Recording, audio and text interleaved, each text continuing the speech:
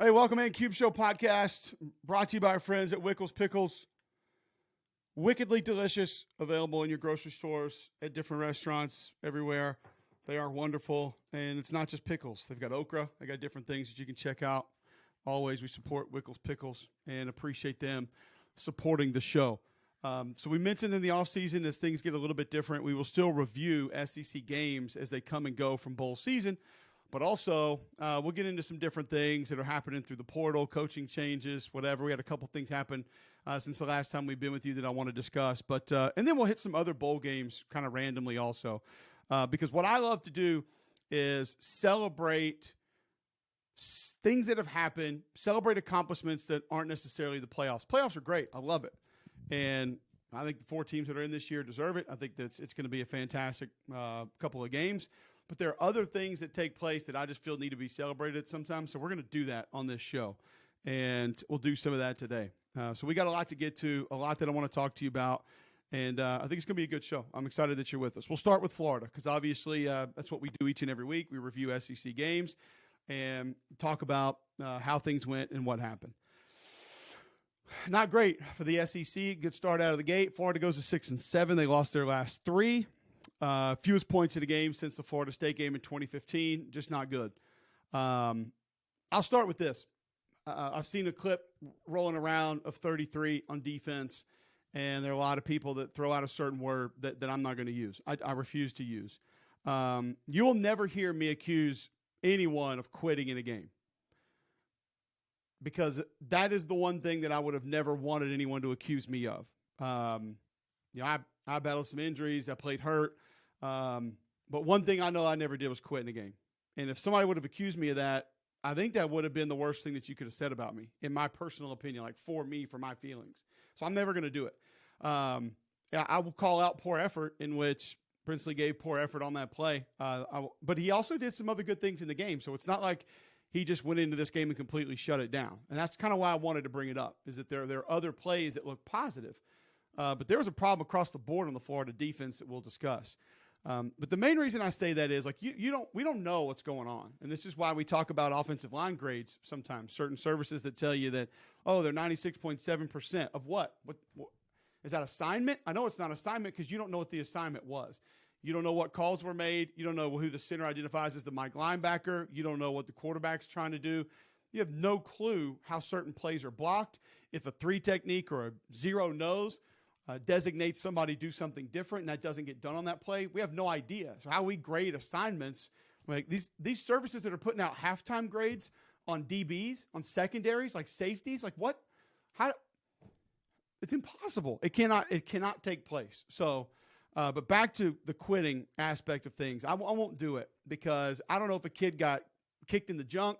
I don't know if he was throwing up the night before. I don't know if his friend passed away. Like, I have no idea what's going on with somebody. So unless you can get in their brain, I'm not going to accuse a kid of quitting. Poor effort we will call out, and we're going to talk about it today because there was a lot of it from this Florida football team. So we'll start on defense. And, this is an Oregon State team that runs the ball well. We knew that. We talked last time in the last pod about they were probably going to punch Florida in the face. They were at least going to try to. Could they get away with it? Would Florida welcome a fist fight in this game? That was my biggest question, and I don't think they really wanted it. It didn't look like they welcomed that. It didn't look like they wanted to punch back. There weren't a ton of counter punches that were given. And the bad part is 21 makes a play every now and then. 0 makes a play every now and then. I thought 52 did some nice things. But, like Gravon Dexter makes a play here and there. But it wasn't consistent. It wasn't down after down after down. Max effort, guys flying around, playing team defense. It was, okay, one guy flashes every 4 downs. And you're not going to play, especially against a team that runs the stretch play like Oregon State does and runs inside zone the way that they do. They don't have to do a whole lot else because they know you're going to get reached, or you're going to be out of your gap, or you're going to flow too far. There's going to be a cutback lane, or if they're patient, it's going to open up front side. The backer's going to be out of place, and you're going to be able to gain yards. That's basically what they did. Now, some of the quarterback runs, you let a guy who looks like he runs a 5.8, go out there and run them around, and then a fullback who probably runs a 5.7 get out there and go wildcat and get positive yards. It just didn't look good. There's not a lot of it that was real positive. And we all understand the circumstances, but if you're going to button up and you're going to put the helmet on, put the uniform on, you got to go out there and play. And I didn't think that group showed a whole lot in that game against Oregon State. They started out in a bear defense, which is you got a zero nose, you cover up both guards with a defender, and Oregon State is still having some success. They sort of dink and dunk their way out of that. Well, once they get out of that, then they go back to inside zone stretch play, and it wasn't fit. And we've said this about Florida almost every single week. It's just not fitting the run correctly. So when you're on the zone play, the zone scheme, just imagine things drifting to one side or the other. So drifting to your right or drifting to your left. And the backs, Oregon State's, Fenwick and those guys have good patience. So they understand it's not take the ball and then just run 1,000 miles an hour. Let things develop, and then maybe you're going to be able to cut it back. Or maybe you're going to go slow, and then boom, you hit north and south. Maybe front side's going to all the way open up, and that defensive end gets reached. It happened a couple of times in this game. Then they'll throw in things like a split zone where the tight end comes flat across the line of scrimmage, the opposite direction that the flow is going. That steals eyes, and then guys are able to get north and south and find a seam. But a couple of things that can't happen. Number one, you can't get reached. When I say you can't get reached, if there's a defender lined up on the outside of me and we're running the play that direction, inside or outside zone, that defender cannot allow me to get my helmet, my hat, all the way across him and then basically cut him off. So wall him off to the direction that we're running the play. And understand you guys that are watching this on YouTube, it's a lot easier for you to sort of see what I'm trying to point and designate here. If you're just listening on the podcast, I appreciate it. That's why I'm trying to sort of spell this out for you. So if things are flowing to your left, that defender is lined up outside my left shoulder, I get him reached, I wall him off, all of a sudden that's an immediate lane for the back to be able to run through. Now he might run into a linebacker, but there's a good chance that linebacker is flowing that direction, and if he cuts fast enough, he's not going to be able to stop, redirect, come back, and make the tackle. The other thing that can happen, if they play that correctly and they're flowing with me and they're sitting there and striking and shedding, you'll see them, they're holding offensive linemen up, and then they'll back and forth both ways, and they're doing that, but then that backside is flowing hard with it. Well, nobody has contained backside, and that's what you saw Oregon State cut a few out the back, and that's going to happen. The other thing is obvious. I mean, this is obvious. I'm not telling you guys anything, is allowed movement. And there were multiple times on the inside zone play that Oregon State got movement at the point of attack in the middle of the defense. And that can't happen. It can't happen. You had multiple defensive tackles for Florida. They're standing straight up. They're looking around. You take, playing about an extra foot off the ball, looking around before somebody gets there. We know sometimes why that happens. And you get two guys who come off the ball, and they're trying to play bully ball with you, and you're looking around and you're standing up, you're going backwards. And it happened multiple times. Add that to not really tackling well, a couple of times getting lost in coverage, and it was just a bad day for that Florida defense. On the flip side, yes, no Anthony Richardson, no Osiris Torrance. I thought still with 4 linemen in there, you'd be okay. But there are a couple of things that I'd like to spell out about what I saw in this game from the Florida offense. One, we mentioned stretch play with Oregon State. I didn't think Florida committed to it enough in this game because Montrell Johnson ran the ball hard. I thought ATN ran pretty hard. Now, there wasn't a lot of space for him to go a lot of times, but, Two got the ball, and he was trying to hurt people. Like, you could tell he was taking things personally. There wasn't a lot of assistance from other blockers in this game. I'm not saying the offensive line dominated. I'm not saying the offensive line played great football. But the other blockers in this game did not show up for Florida. Tight ends, receivers, etc. There were plays that could have been successful if the Gators had a little bit more from that group, and they didn't. So you can't just shit on the offensive line and say this is a really bad performance from them, and look how bad they are, and no Osiris Torrance, they played so poorly. I didn't really see that as the case. Same thing in protection. Now, were there offensive linemen that got beat? Of course, yes. Not going to say it was perfect. I'm not even going to say it was B+ or even B- probably. But it was probably better than what you thought when you were watching the game, because what I saw in protection, even though, a couple of times guys just lost their one-on-ones and got beat, was not being in the right protection. And some of that looked like a check. Now, I don't know what Jack Miller was able to do, told to do, how much he could handle on his own, but there's one play specifically where Oregon State is lined up with 5 defenders on the line of scrimmage. I can't recall if it was 2 defensive linemen, 3 defensive linemen, and then other backers are all walked up. But there's 5 guys at the line of scrimmage. Florida motions into empty. So back goes out. Now you're 5 wide. Quarterback, 5 offensive linemen. Well, I got 5 defenders and 5 linemen. I feel like we can handle that. We got it. Now, what you do when you can't handle something is you'll slide protect. So you hear me talk about gap protection, slide protection. Everybody just takes one step to the right, one step to the left. And when you slide protect, somebody has to wall off the opposite side and pick up all the junk that could potentially come from there, because us as a group are going that way. Specifically, our eyes are going that way. Because if there's a gap defender between the center and the right guard, yes, we're going that direction, and the guard doesn't have anybody over him, his eyes will go there, but he needs to stand post, and he needs to help with that defender in the gap. His eyes are sliding, though, and yes, he can come off that block and help if anything comes through. If there's a looper, if there's a linebacker that comes late, a safety comes late, he's there, and he has that gap. The protection is slid. The defender on the outside, opposite of the way that the protection was slid, runs free and hits Jack Miller. Like, that can't happen.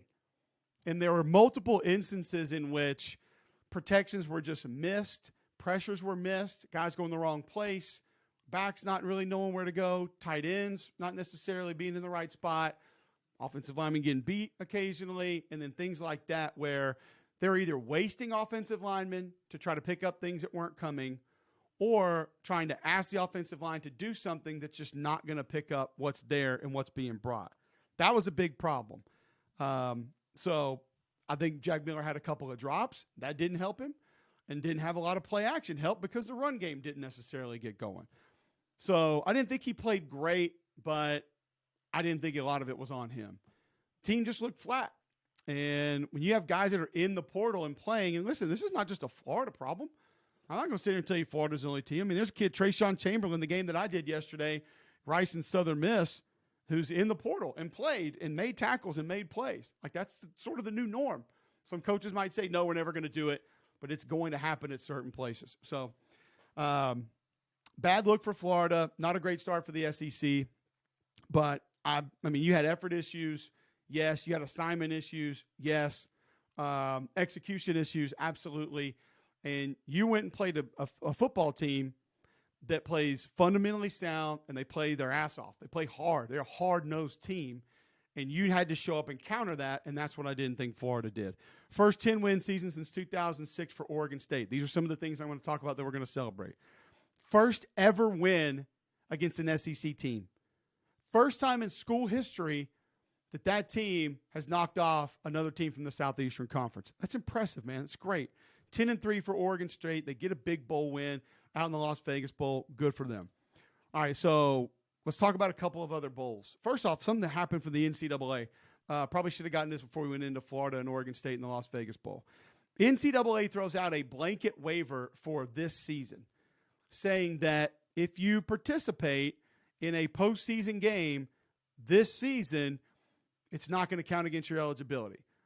The NCAA issued a one-time blanket waiver in FBS football to exempt postseason participation from the limit of 4 contests a student-athlete may participate in without using a season of competition. Blanket waiver applicable to FBS postseason games that occur after December 15th, 2022. Here's the hilarious part of this. This thing goes out late the night before UAB and Miami of Ohio play a 10 a.m. game in the Bahamas Bowl. So I don't know how Chuck Martin and Brian Vincent were able to even manage this and try to utilize this. Good for the NCAA for trying to do the right thing, make this a permanent rule. There's no reason, with the way guys are hitting the portal and the way guys are bailing on rosters, because we had to have this early signing day, and to me, that is a major portion of the genesis that forms all these other issues, for another podcast for another day. Let the guys that have played 4 games participate here, and it doesn't affect their eligibility, because you do have the extra weeks to prepare to get them ready to play. So it makes sense. I think this will be the rule going forward. I don't think they're going to have much of a choice, because guys, just position groups are going to get hammered. You're not going to have guys that can go out there and participate and play, or guys who can help you in practice, and you're just not going to be able to prepare the way you need to. One thing that we're figuring out is that teams that show up and play defense, play hard defensively, and we've seen it in a couple of games, are going to have a massive advantage in these bowl games. So I'm going to go through a couple that we had over the weekend and just talk about the teams, and again, celebrate some of the things that happened, some of the positive things that are going on in college football outside making the playoff. All right, the Duluth Trading Cure Bowl. Troy, 18-17, they get the win over UTSA. this Troy football team, man, is incredible. John's done an awesome job of just figuring out ways to win games. They're 12-2, 12 wins. That's the most they've ever had as an FBS football team, ever. They've won 11 straight. That's the most since 1995. Only Georgia and Michigan have longer active win streaks. Carlton Marshall, 570 career tackles, linebacker for Troy. He's the all-time NCAA leader in tackles. Just an incredible career. 6 wins after trailing at the half for this Troy football team. And they just have different guys that know how to go out and do different things. Like Gunnar Watson has won him a couple of games. He turned it over a few times in this game. Kamani Vidal only goes for 72 yards. But they figure out just what they need to do, what adjustments need to be made, how they need to operate to go out and win a football game. Troy was outgained 345 to 153 in this game, and they won the game. And you had 5 turnovers if you're UTSA, and you had 9 flags. It was a killer, and it cost you the game. But Troy wins the Sun Belt, gets to 12 wins, wins their bowl game. John Summerall, just a fantastic year one. Unbelievable. But if there's a play that I clipped that, if you can go find it on my Twitter, at Cubelic, and take a look at it, after a Troy interception, where these defenders turn into heat-seeking missiles that want to go find blocks. And 31, Del Pettis, 6', 200, runs past the defender with a football, literally seeking out another human being to try to inflict harm upon. An offensive line comes over in front of it and tries to go low on him. Probably has 100 pounds on him. And Del Pettis goes down just to go shoulder to shoulder with that offensive lineman to try and throw a block. After another defensive lineman had Peter rolled an offensive lineman coming over to try to make the play. Knocked him on his ass. That, to me, right there, encompasses what Troy was this year.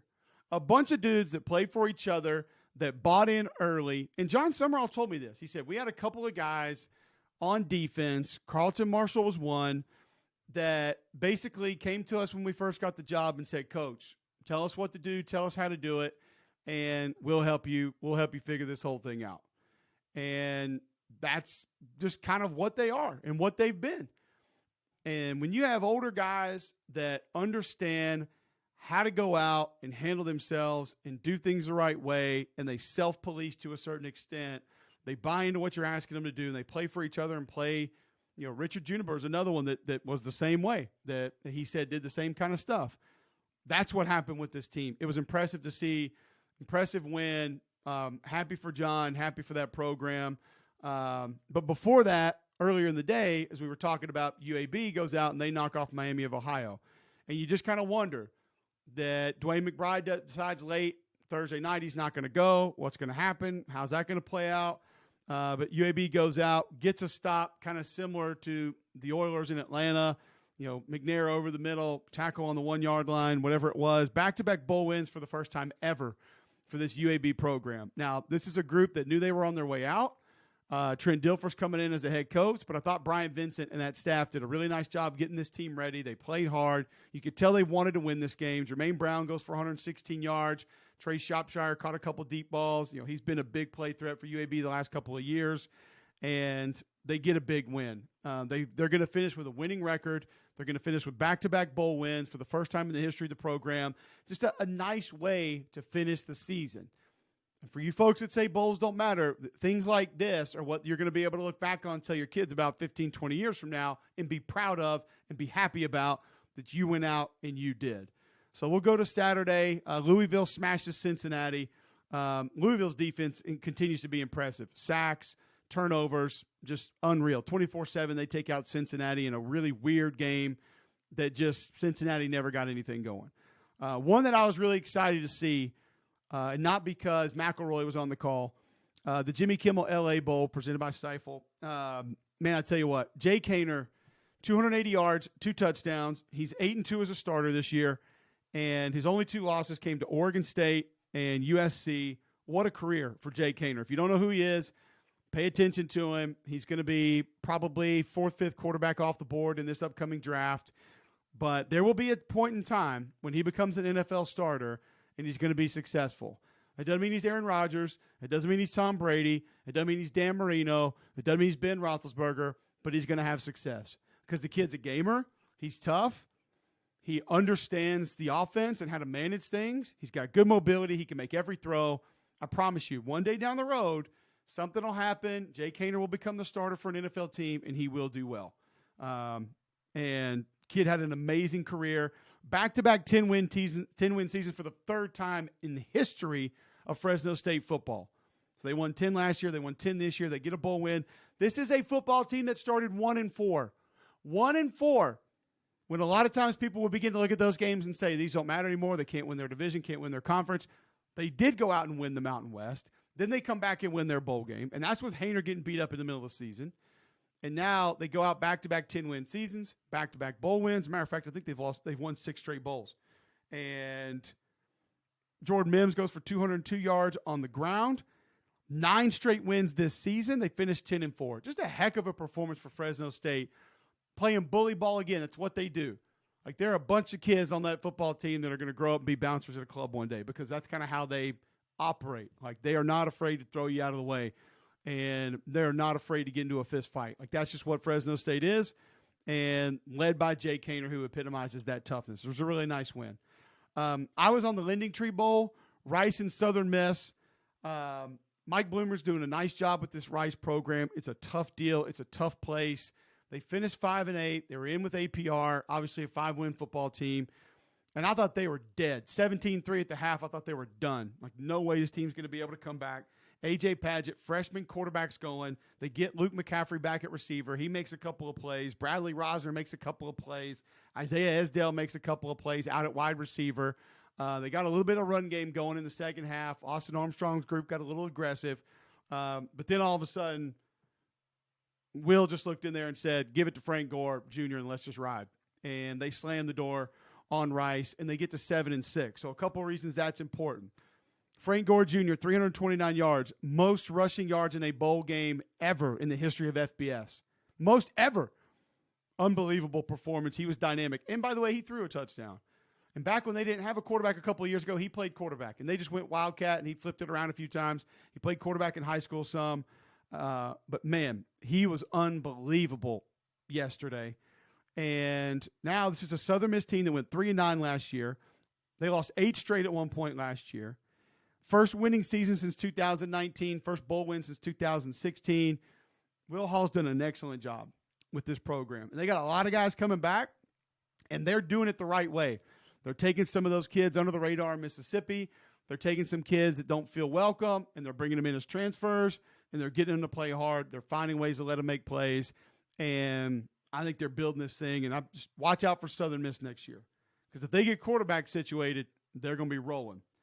A couple of guys that I want to point out to you, though. If you get a chance to go back and watch that game or you watch certain guys in the future, Natron Brooks, 0 for Southern Miss. Son, I love watching you play football. This young man is 5'11", 176 playing corner, and watching film prepping for this game, saw him put his body on the line no less than 4 or 5 times a game. I'm not sure the kid should be breathing right now. Coming up, taking on offensive linemen, fullbacks, running backs, whatever. Tyler Knight, former Ole Miss player, had a great game. Jay Stanley, another one, safety, who comes up and is not afraid to pop anybody on the field. Dalen Gill, another Ole Miss transfer, their best blitzer according to Austin Armstrong. He had a couple of sacks last night. He was out of control. Eric Scott from Butler Community College played great at corner last night, made a couple of huge plays. This is now one of 6 defenses in college football that has over 40 sacks. They're top 10 in interceptions, tackle for losses, and sacks on the season. Austin Armstrong doing an amazing job with this team. Frank Gore was great, the big right side of that offensive line. Tykeem Doss, 373. John Bolding, 329. In the center, another Ole Miss transfer. Bryce Ramsey, they did an excellent job last night getting the run game going. Jason Brownlee, you'll see him drafted probably. I talked to Mel Kiper Saturday morning. He said late second, early third for Brownlee, 6'3", 202, big-time player. Ran triple option in high school, so didn't get a lot of opportunities. He'll play in the NFL, but they got a young core of receivers. Most of the offensive line is going to be back. They're going to get quarterback fixed. The defense is ready to go, and just a nice bowl win for Southern Miss. And they were so pumped. Like, the sideline's going crazy. Gore's going nuts. His dad's there. His auntie was there. He's talking to her after the game. Going to show you a little bit more about how just bowl games do have meaning. BYU knocks off SMU 24-23. Not sure about the 2-point conversion call by letting Mordecai run the ball, but he did a nice job getting him back in position to even have a chance late in that game. BYU gets to 10-4, another 10-win season for BYU. So Kalani Sitake with a beat-up Jaron Hall this year and not everything going their way. They do a really nice job down the stretch. And, I think BYU won their last 3. So give them credit for finding a way to finish strong after having a little losing streak there in the middle of the year. And they get a win over a high-powered SMU football team. I was impressed with what they did yesterday. And then for Boise State, they knock off North Texas 35-32 in the Frisco Bowl. Boise, 18 10-win season since 1996. Only Alabama and Ohio State have more, 19 and 21 for those two teams. 318 rush yards. They found that run game around the middle of the season. They've just been playing bully ball ever since. 7-3 in their last 10 bowl games. So Boise just knows how to act in the postseason. Like, they've got it figured out. They know what to do, how to do it. Really impressive. And they go out there and get a bowl win and look pretty good doing it. So it was a lot of fun. We've got more bowl games coming up this week. We got bowls every day this week. So it's going to be cool to be able to see some of them middle of the day. Marshall, UConn, watch this little fullback. I think he's number 20 for UConn. Kid's fun. Marshall runs inside zone, split zone, as well as anybody in college football. That game's actually probably going to be more fun than you think. Eastern Michigan, Sampson will be running inside zone for those dudes. Like, they play a tough physical brand of ball. They're going up against San Jose State on Tuesday. Liberty Toledo, Jason Candle's team goes and wins the MAC. Now you have Freeze leaving Liberty. Don't know exactly what they're going to look like. That'll be fun. That'll be a shootout. That'll be fun to watch. Western Kentucky, South Alabama Wednesday. RNL Carriers New Orleans Bowl. It's a South Alabama team. It's got great quarterback play. Ladarius Webb gets in there at tailback. He has a big year. They play great defense. Western Kentucky gets Austin Reed out of the portal and their best pass rusher out of the portal. Both going to stay. That one could be fun. Baylor Air Force on Thursday. And then Friday, you get Louisiana, Houston, Wake Forest, Missouri in the Union Home Mortgage Gasparilla Bowl and the Radiance Technologies Independence Bowl. So we got bowls every day this week. They even go Saturday. The SEC games that we have not previewed, we're going to give you an early pod later this week that will come out before Sunday because Sunday, Christmas Day.